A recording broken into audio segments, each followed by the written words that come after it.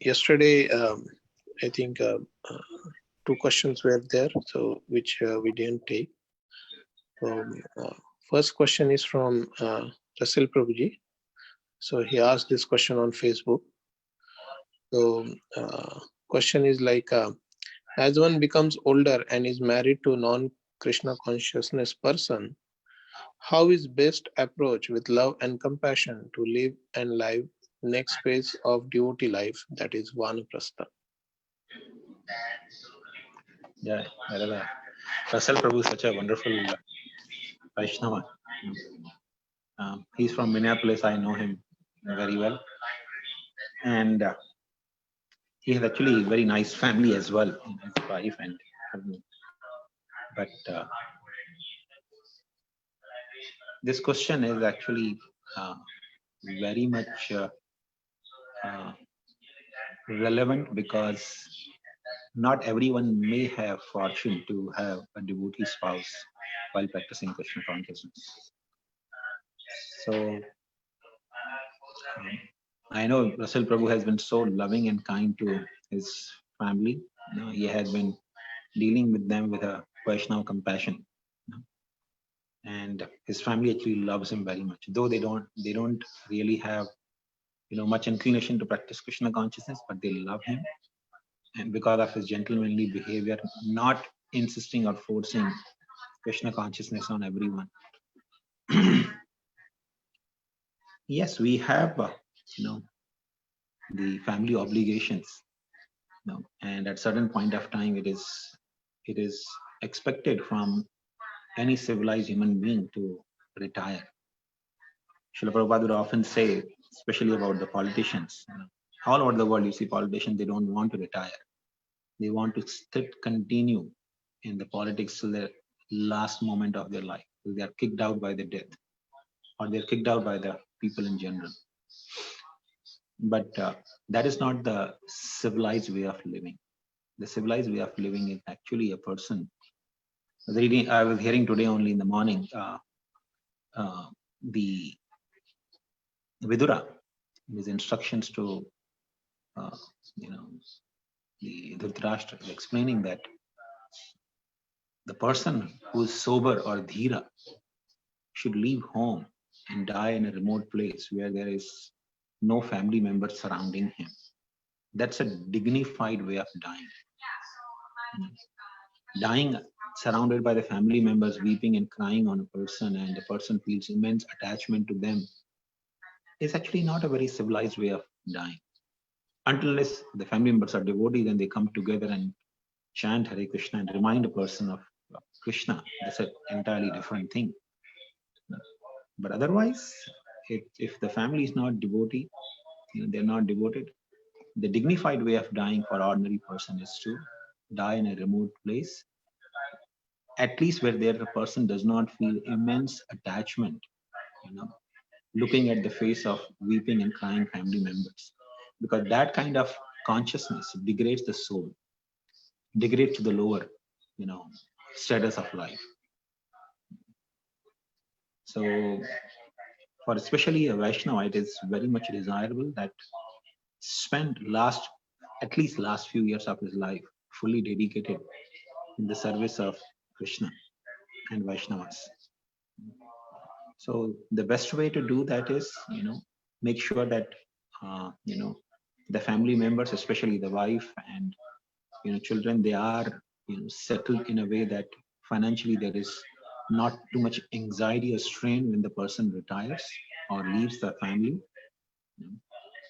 and, fulfill all the basic obligations, leave some basic financial, assistance for the family. As Srila Prabhupada very often explains about Rupa Goswami's example, by distributing all the possessions or money a person may have, distributing 50% to the Vaishnavas and leaving 25% with the family and relatives, and keeping 25% for one's own emergency. So if that is doable, it's great. But if not, then at least leave some portion, based on the one's own discrimination and intelligence Krishna has given, with the family and keep some portion for one's own emergencies, even though a person may be entering in vanaprastha or retired life, or even entering a sannyas. If he has little, like Rup Goswami happened to use that money to help Sanatan Goswami to escape from the prison house. So such emergencies could come where the person may need some financial assistance. So we keep little bit, but try to give the family some basic sanity in terms of financial assistance, so that they are not too much worried about, or keep cursing the family member that, oh, why he left us in between without giving us any basic security and all. But if person has nothing and the age is ripened, then the person may leave, understanding that Krishna doesn't want him to be in, just slogging till the end of life to serve the family.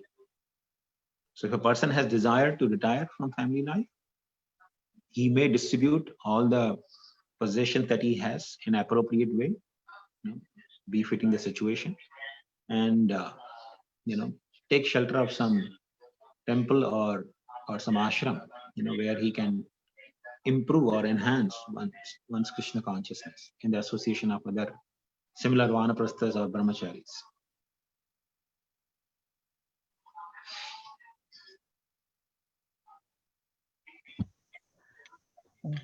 Prabhuji, I have a follow-up question on this. Yes, please. Prabhuji, when we retire, right, if we don't have sufficient taste for chanting the holy names, of course, there are different levels of taste again. But how do we test?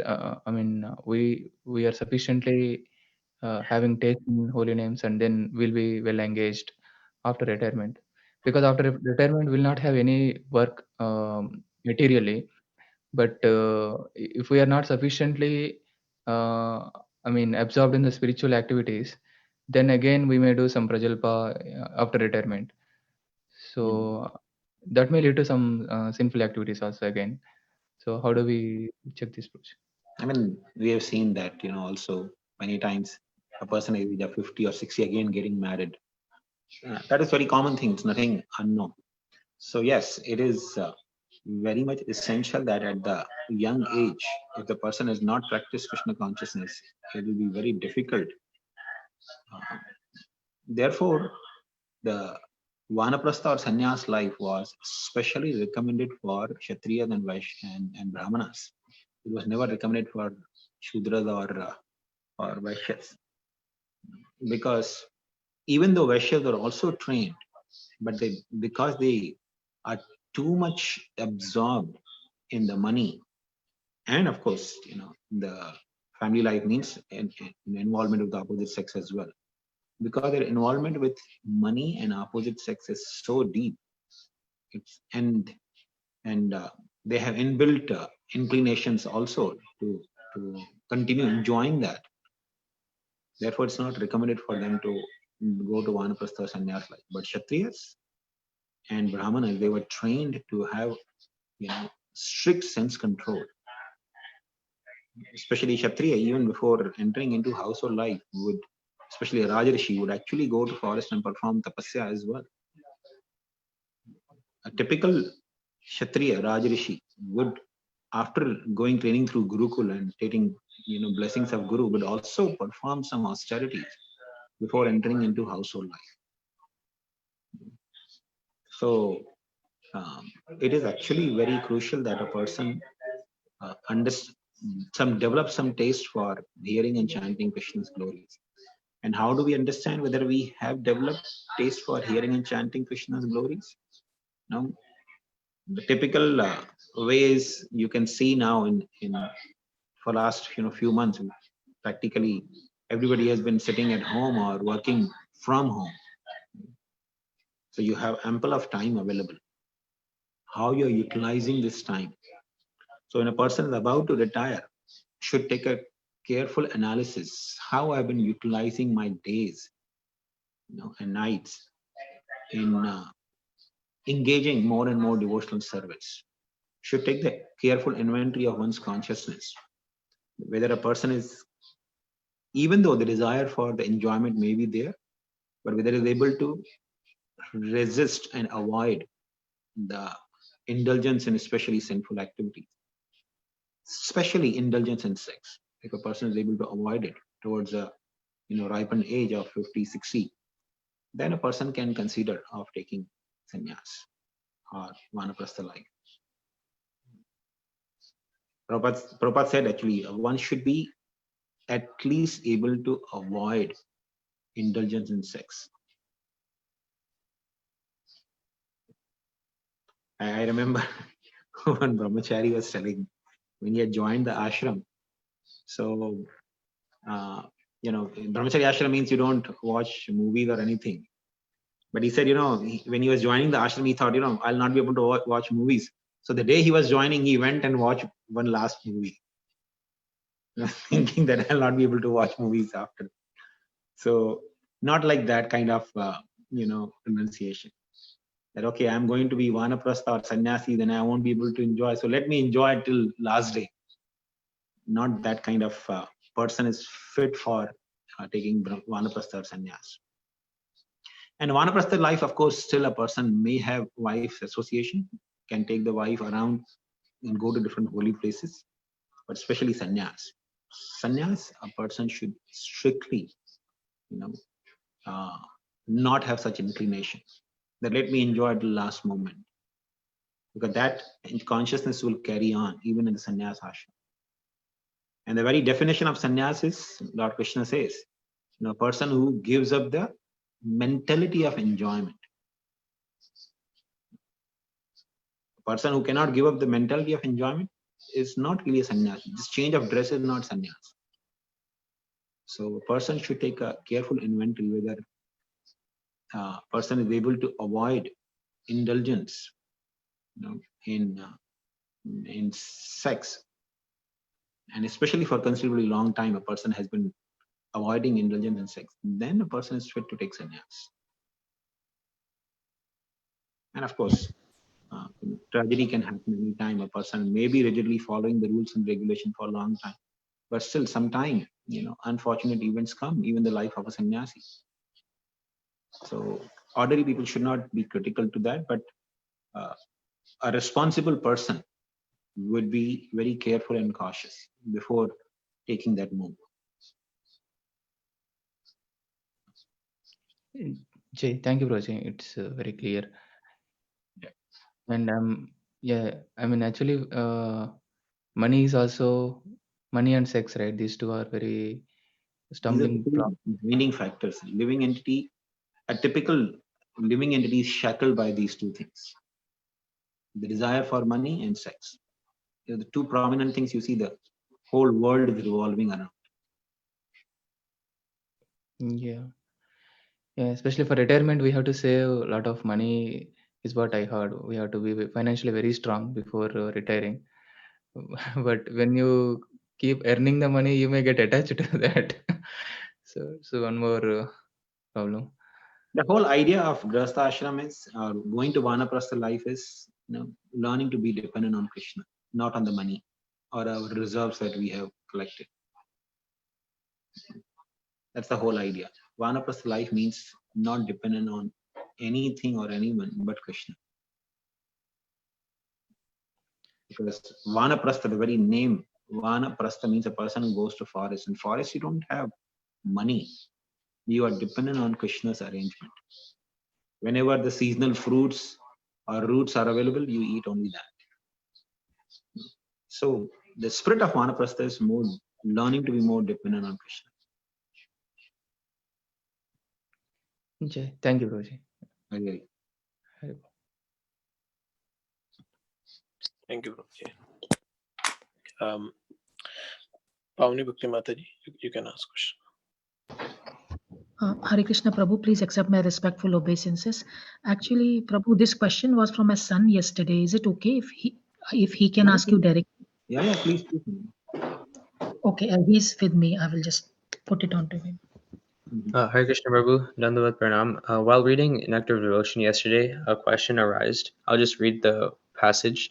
It says, in the Linga Puran, there is a statement about glorifying and singing about the Lord. it is said there, "A Brahmana who is constantly engaged in singing the glories of the Lord is surely elevated to the same planet as the Supreme Personality of Godhead. Lord Krishna appreciates this singing even more than the prayers offered by Lord Shiva." So my question is, why is a Brahmana who's singing the glories of Lord Krishna, why is that more appreciated than the prayers offered by the greatest Vaishnava, Lord Shiva? This is just a metaphorical comparison. Not that to minimize the position of Lord Shiva, but to indicate that a person who's constantly able to sing the glories of Krishna constantly is actually the resident. He has become entitled or fit to be the resident of spiritual world, the same planet where the Supreme Lord Krishna resides. So even Lord Shiva personally offers respects to Vaikuntavasis, not to speak of Golokvasis. Even Vaikuntavasis, Lord Shiva, greatly honors and respects them, knowing their position to be, exalted. Now, of course, the Vaishnavas don't think themselves to be superior to Lord Shiva, but Lord Shiva, though he is in the category of Isha, the Lord, but still, he's a devotee of the Lord. He's also one of the Vaishnavas. And in Vaishnavas, there is a comparative study. Who has more intimacy and devotion to the Supreme Lord? That's what we've been reading in Brihad Bhagavatamrita. So Narada Muni, when he's going to Indra, Indra is telling, no, Brahma is actually superior Vaishnava than me. When he goes to Brahma, Brahma says, no, Lord Shiva is superior Vaishnava to me. And Lord Shiva says, no, actually Vaikuntavasis are superior to me. And among Vaikuntavasis, Lakshmi Devi is the topmost. But he directs him to Prahlad. He says Prahlad is actually much more exalted. He's just like Vaikuntavasis. So in this way, there's a comparative study. Not to minimize, that doesn't mean that Indra's position is minimized or Brahma's position is minimized or Lord Shiva's position is minimized. But it's a comparative study of who has more devotion. The level of devotion is more exalted, and a person therefore they attracted more mercy of Krishna in his life. So a person who is able to sing Krishna's glories 24 hours a day is certainly has attracted Krishna's mercy much more than even Lord Shiva in his life. That's what it means. It's not to minimize the position of Lord Shiva. Okay, thank you very much, Prabhuji. Really. Thank you, Prabhuji. Thanks so much. Thank you. It's a wonderful question. I mean, I'm so inspired that you are reading, not just reading Nectar of Devotion, but you are reading with contemplation. Yeah. Keep it up. Chat. Thank you, Prabhu. Very good. Okay. Vinta Mataji, you can ask question. Yes, yeah. Thank you, Prabhuji. Hare Krishna, Prabhuji. Dandat Pranam, Prabhuji. Hare Krishna. Yes, Prabhuji. Yeah, I want to know, Prabhuji, Lord Krishna performed so many pastimes, so many leelas. So in which pastime Balram was not present there? I mean, sometimes when we hear about Aghasura and Brahma Vimohini Leela, we see that Balram was not there because it was his birthday. It was day of his and when we see in Kalia Leela, so that time also Balram was not there. And are there some more pastimes where Balram was not there, and what's the reason? No, I mean, and there is no specific reasons as such. Sometimes Balaram decides to stay back.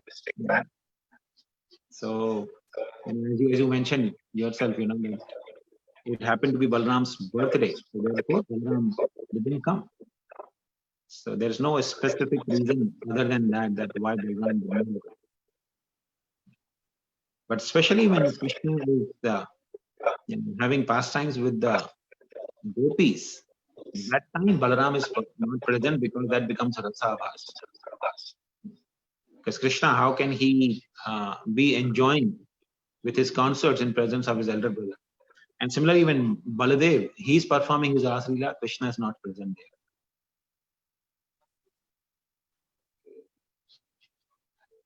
So it's just a matter of rasa. Okay. Yeah, but in Kalia Leela means I heard that because Anant Shesh protected Kalia, so that's why Balram was not there because Krishna had to perform that Leela. I heard like that. Balram was not present when Krishna entered in Kalia Lake, but Balram was present later on because Balram was witnessing when Nanda Maharaj wanted to enter the lake. Balram was the one who stopped him. And all the Kaur boys, he stopped them. They don't enter because he knew that when Krishna is fighting with Kalia, Kalia is the insignificant snake of this material world. There's nothing to worry about. There's no fear Krishna has from this Kalia. So Balram was personally present there. He stopped Nanda Maharaj and all the Brajvasis from entering in the lake. But yes, Balaram sometime is not present just for the sake of pastimes. Krishna wants to perform certain pastimes individually. And Balaram wants to perform such pastimes individually. So they are not present with each other during those pastimes. Okay. Okay. Thank you.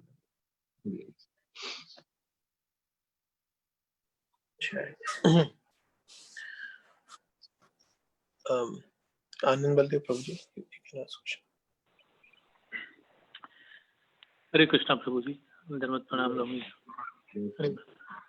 So, Prabhuji, I have a question on today's quote on chanting. Today, in our quote on chanting, we heard that Sri Chaitanya Mahaprabhu instructed to chant 24 hours a day. And we see similar instruction in many other quotes and throughout the scriptures. We see that there are many instructions of chanting 24 hours a day. So is this applicable to certain type of devotees like a neophyte or a madhyama or uttama adhikari? Because generally we don't do that in our we spread out our day by reading few hours, do some kirtan, do some reading, and then chanting. But how this instruction applies to devotees, 24 hours of chanting? Well, when we say chanting the names or glories of Krishna 24 hours a day, doesn't mean just chanting Hare Krishna Mahamantra. So when you're reading Srimad Bhagavatam or you're worshipping the deities and chanting different mantras to worship the deities or offering prayers to the deities, all of these activities are equivalent or considered as chanting the glories of the Lord. Because even when you are reading Srimad Bhagavatam or Bhagavad Gita, what you are doing is you are contemplating or meditating on the glories of the Lord. So that is nothing but chanting 24 hours a day. Now, chanting 24 hours a day is the state of consciousness which a pure devotee possesses. It's not possible in the case of neophyte or even Madhyama Vaishnava. It's actually only applicable for the pure devotees. But this instruction is meant for all. Even neophyte devotee should try to chant 24/7. Even a Madhyama devotee should try for the same.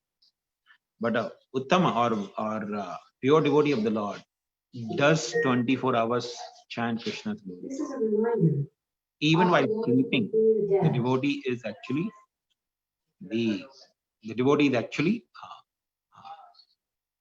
a pure devotee is actually able to chant Krishna's glories. Offer water to Surya Dev.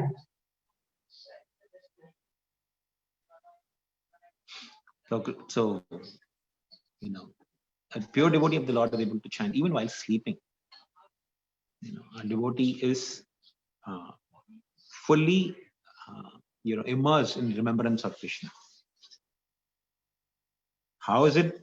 It's not possible for the condition. In the conditions, it's not possible to comprehend how that is possible. But a pure devotee of the Lord, even while sleeping, is conscious of Krishna. I think some Prabhupada disciple, I don't remember who was sharing, but he was sharing that one time when Prabhupada was sleeping, he peeped inside the door look into, when Prabhupada was sleeping. And he saw Prabhupada was, on the bed, like a small child. He was holding his knees and the stomach. And he was, while sleeping state, he was also still smiling. No, he was holding his knees in the stomach, and like, sometimes children do that, and he was smiling. No, even while sleeping, he was smiling. So the disciple was actually explaining, the Prabhupada disciple was explaining that even while sleeping, Prabhupada was actually immersed in remembrance of Krishna, because the smile that he had was divine smile. It was not an ordinary smile which a person may have as a result of sense enjoyment. It was a divine smile on his face. So it's actually possible when a person becomes fully Krishna conscious. But the instruction is for everyone. Even a neophyte should try. That's what we try to do, at least on the festival days and whenever there's the opportunity. So sadhakas, generally neophytes and madhyama devotees, they try to do it on certain occasions. At least try to chant 24/7. Try to chant more and more, if not 24 hours.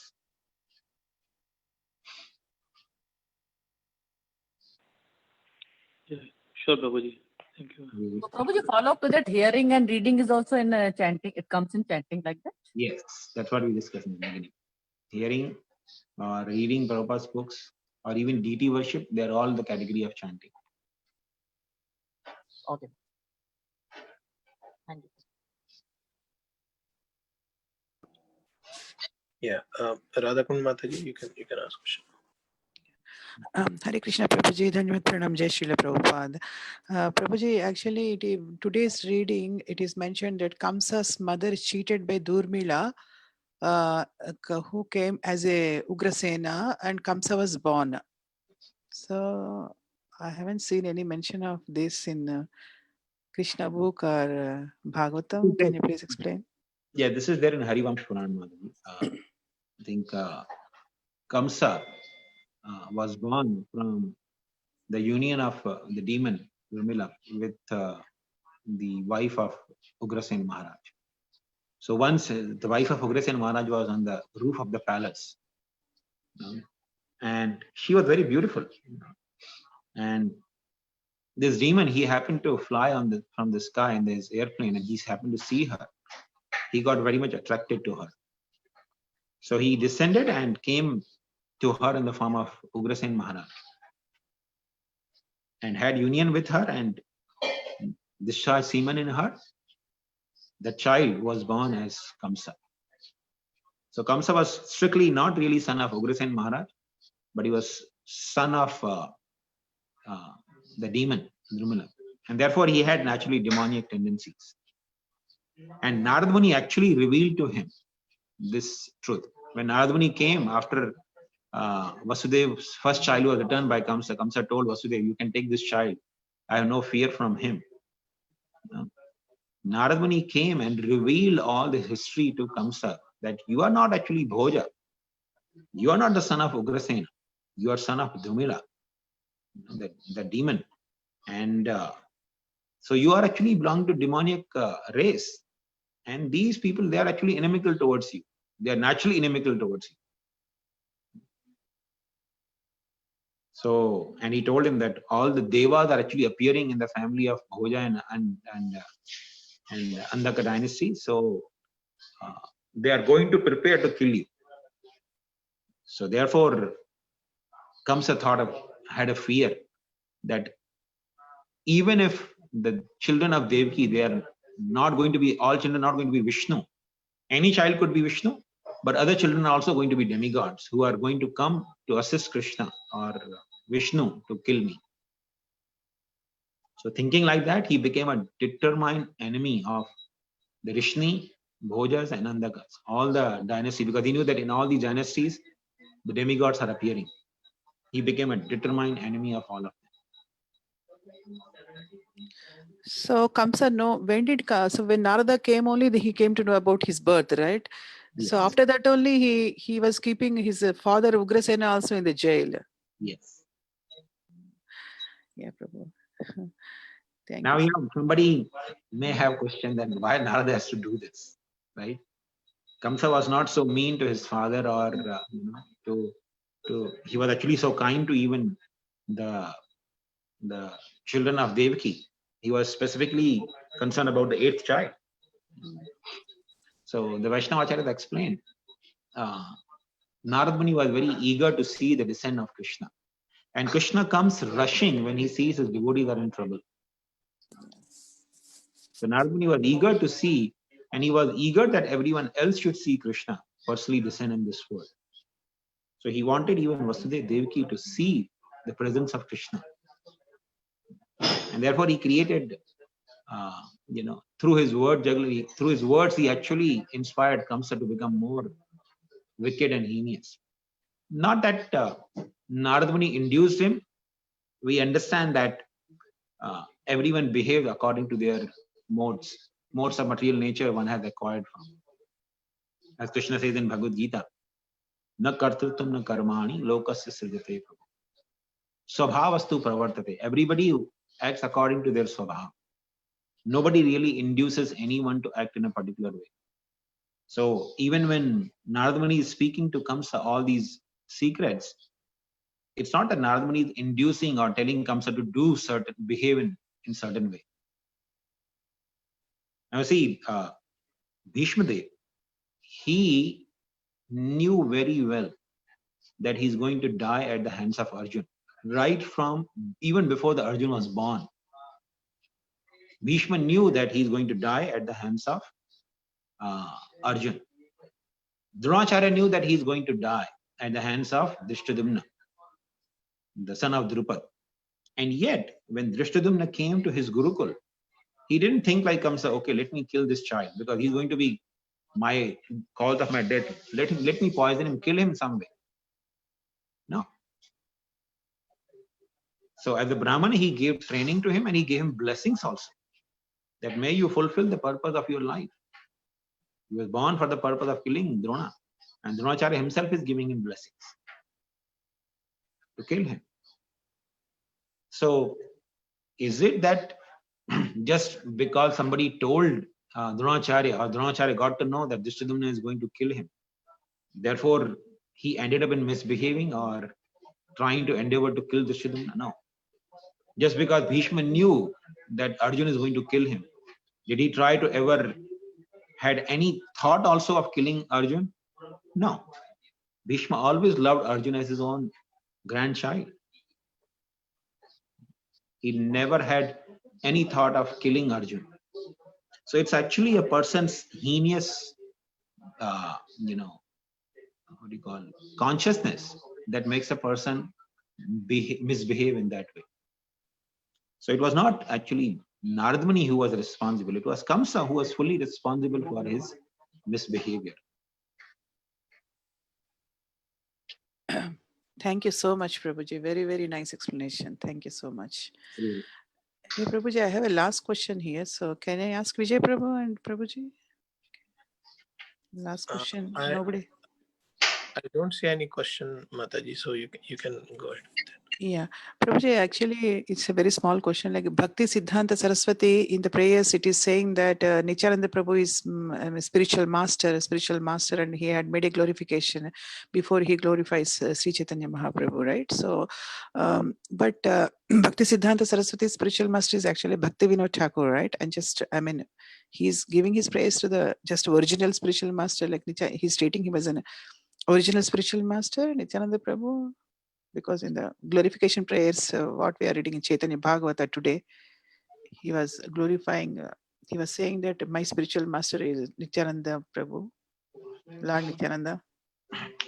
Now we should understand that, spiritual master, of course, Bhakti-Siddhanta Thakur's spiritual master, not Bhaktivinoda Thakur, but Gaur Kishore Bhagavati Maharaj is his Guru Maharaj. But Guru represents Nityananda Prabhu. So when a person is offering glorification to one's own spiritual master or offering glorification to Nityananda Prabhu, in either cases, it is one and the same. There's no difference between the two.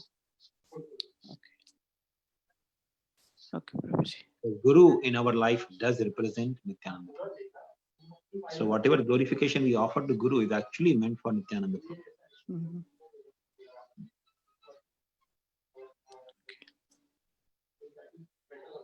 Okay, Prabhuji.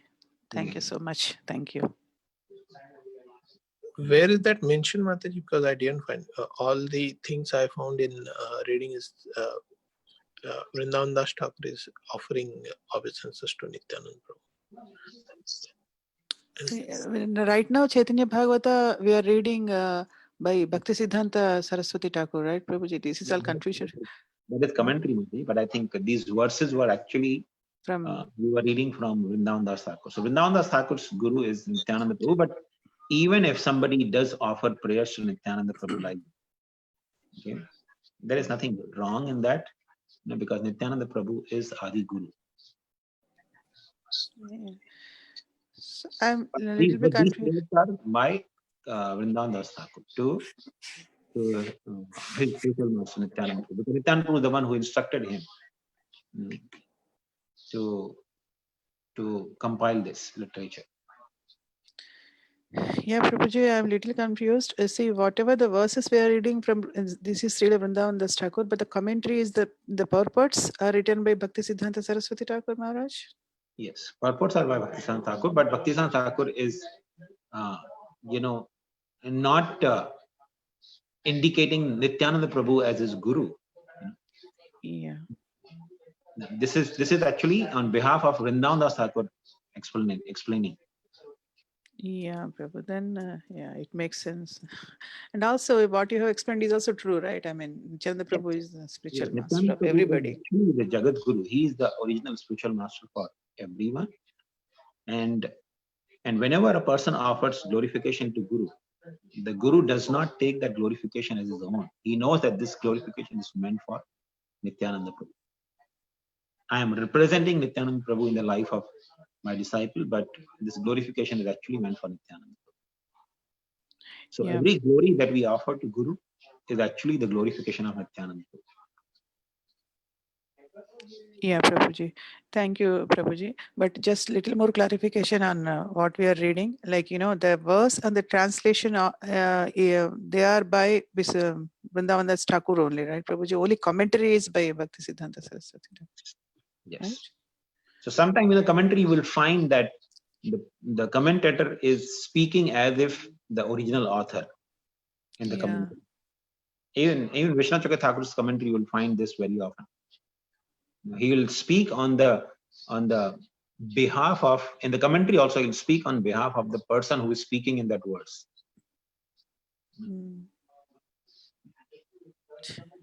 So, Prabhuji, previously you have finished one Chaitanya Bhagavataras before I joined or after I joined.